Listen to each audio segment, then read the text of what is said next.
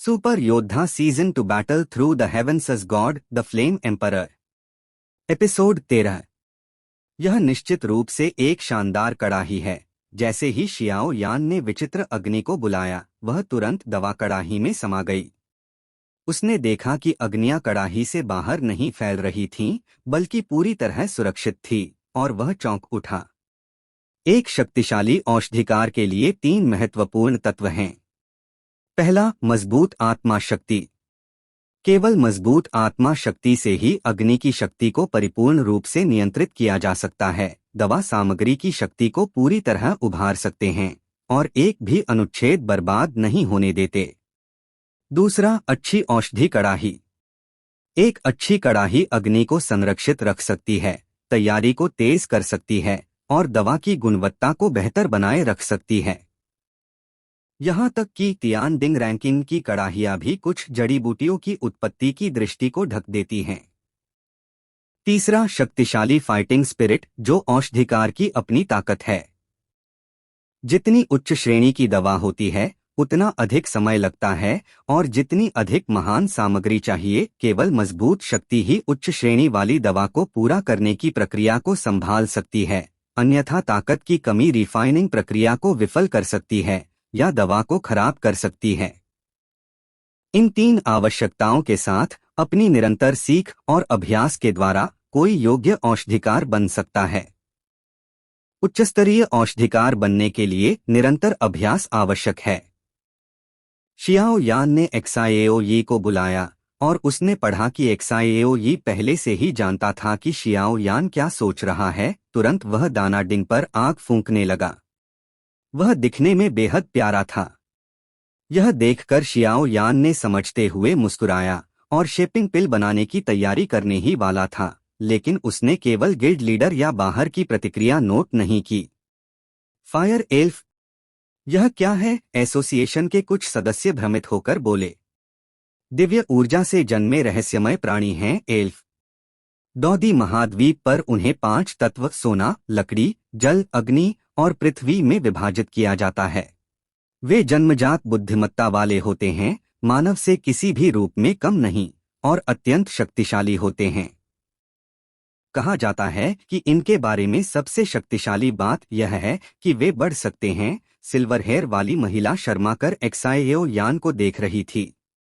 इतना ही नहीं, यह कहा जाता है कि एल्फ प्रकृति द्वारा अद्वितीय रूप से प्रदान किए गए होते हैं। अगर कोई उनमें से एक प्राप्त कर सके तो उसकी संभावनाएं असीमित हो जाती हैं।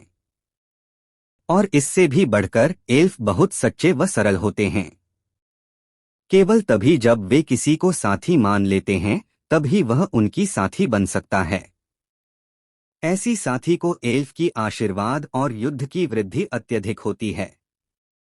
जैसे ही युएरू ने यह बात पूरी की, दर्शकों में बड़े उत्साह और ईर्ष्या की हलचल मच गई, यहाँ तक कि उन्होंने आग की आत्मा को अपनी आंखों से देखा था।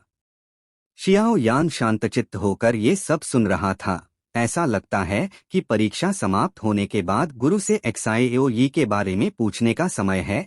फिर उसने ध्यान नहीं भटकने दिया, बल्कि फ्लेम को नियंत्रित करने में पूरी तरह लगा रहा। जो लोग अल्केमिस्ट एसोसिएशन में शामिल हो सकते हैं, वे निश्चित ही खराब स्वभाव वाले नहीं होते। वे अधिक सम्मानपूर्ण होते हैं। हर शक्तिशाली व्यक्ति सभी का सम्मान पाने योग्य होता है, और शियाओ यान जैसा सौभाग्यशाली प्रतिभाशाली व्यक्ति। युएरू ने जो कहा, ठीक ही कहा। मुझे आश्चर्य नहीं कि इस बच्चे के पास न केवल सम्राट स्तर की आत्मा शक्ति है, बल्कि इतनी दुर्लभ आग की आत्मा भी है। अध्यक्ष बाईसू ने साथ वाली सिल्वर हेयर महिला युएरू की ओर मुस्कुराकर कहा। सम्राट क्षेत्र की आत्मा। युएरू फिर से गहराई से चौंकी। उसे पहले से पता था कि डौदी महाद्वीप पर बहुत प्रतिभावान व्यक्ति हैं, लेकिन औषधिकार का पेशा ही दुर्लभ है, और उच्चस्तरीय औषधिकार तो अत्यंत दुर्लभ होते हैं।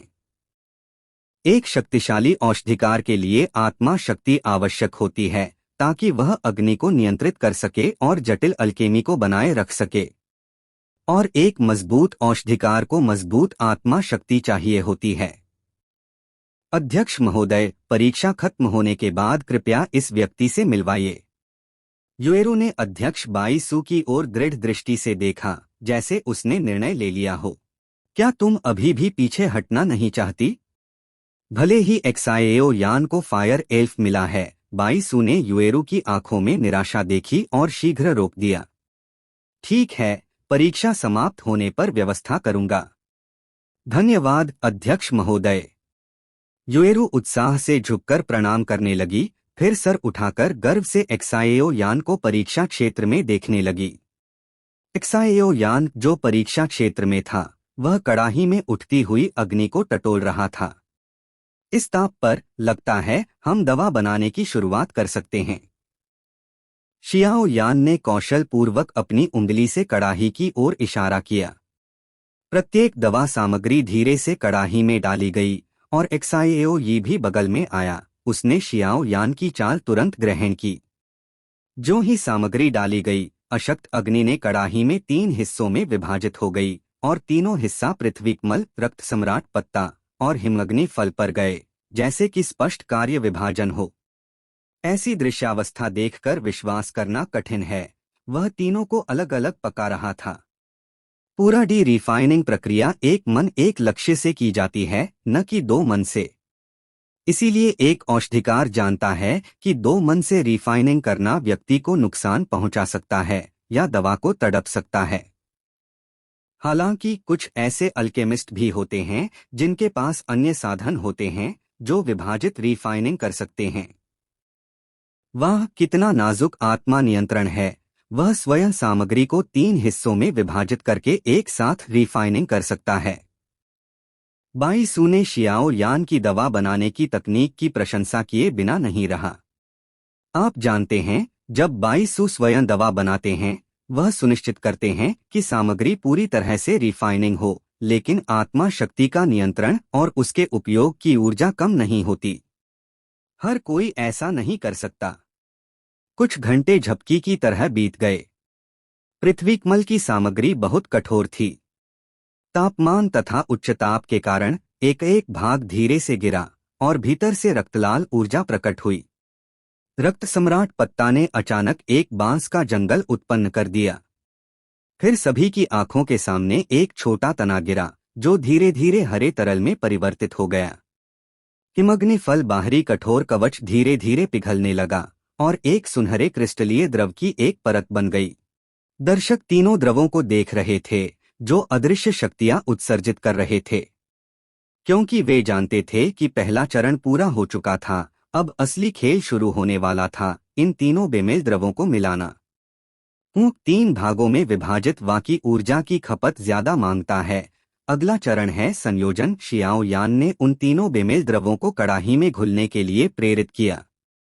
शियाओ यान के नियंत्रण में तीनों द्रव धीरे धीरे एक दूसरे के निकट आ रहे थे। Boom boom boom. तभी जब तीनों द्रव एक दूसरे के करीब आ रहे थे, त्रिपॉड में अचानक 3 भयंकर ऊर्जा विस्फोट हुए। ऐसा प्रतीत हुआ जैसे तीनों शक्तियों के अपने अपने नियम हों और कोई भी दूसरे पर शासन न कर सके। ओह, तुम फेल हो गए और कड़ाही फटा, अब क्या करोगे छोटे? बाईसू ने अपने मन में फुसफुसाया, एक्साएओ यान की स्थिति देखते हुए। एक्साएओ यान ने फिर आत्मा शक्ति और अग्नि शक्ति को संयोजित करते हुए तीनों द्रवों का फ्यूजन करने का प्रयास जारी रखा। थोड़ी देर संघर्ष के बाद सभी ने सोचा कि शियाओ यान पहली बार असफल हो जाएगा। तभी हॉल में चीख गूंज उठी। एक तली हुई त्रिपॉड? यह कैसे हो सकता है? ये क्या है? एक भारी गर्जना तुरंत गूंजी। एपिसोड 13 यहीं समाप्त होता है।